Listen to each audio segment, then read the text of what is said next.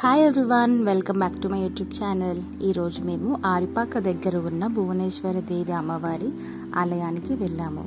41 డేస్కి ఒకసారి ఈ అమ్మవారి దర్శనం కలుగుతుంది.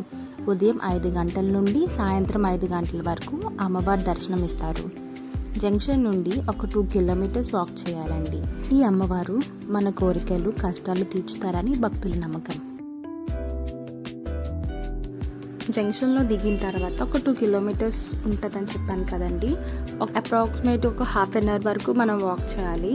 తర్వాత స్టార్టింగ్లోనే మనకి దత్తాత్రేయ స్వామి వారి ఉంటారు. మనం దర్శించుకున్న తర్వాత లైన్లోకి వెళ్ళిపోవాలి. లైన్ చాలా ఎక్కువ మంది ఉన్నారండి. క్రౌడ్ అయితే మాకైతే 2 hours పట్టింది దర్శనానికి.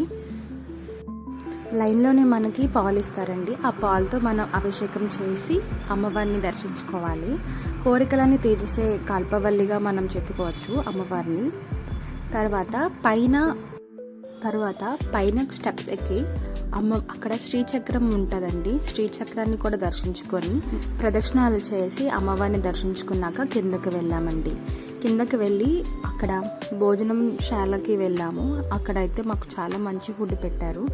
వ్యూ అయితే చాలా బాగుందండి. అక్కడైతే కొంచెం సన్నీగా ఉంది తప్ప అంతా చాలా అయితే బాగుందండి.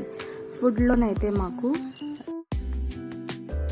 పులిహోర, రైస్, సాంబార్ అండ్ స్వీట్కి వచ్చేసి జిలేబీ పెట్టారండి. ఇంకా ఐటమ్స్ ఉంటాయంట. మా దర్శనం అయ్యేసరికి 2 అయింది.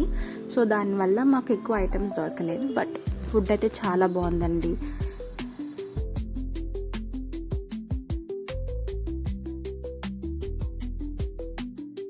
ఫుడ్ తినేసాక హోమం దగ్గరికి వెళ్ళాము.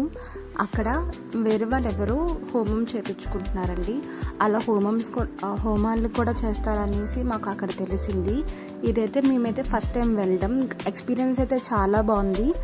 అలా కిందకి వెళ్తున్నప్పుడైతే మనకి చిలక జ్యోతిష్యం చెప్పే వాళ్ళు కూడా ఉన్నారండి అక్కడ. తర్వాత కొన్ని ఫుడ్ స్టాల్స్ లాగా కూడా ఉన్నాయి. సోడాస్, లెమనేడ్స్ అవన్నీ కూడా ఉన్నాయి.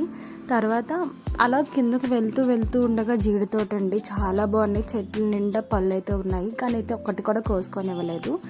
నచ్చితే లైక్, షేర్ అండ్ సబ్స్క్రైబ్.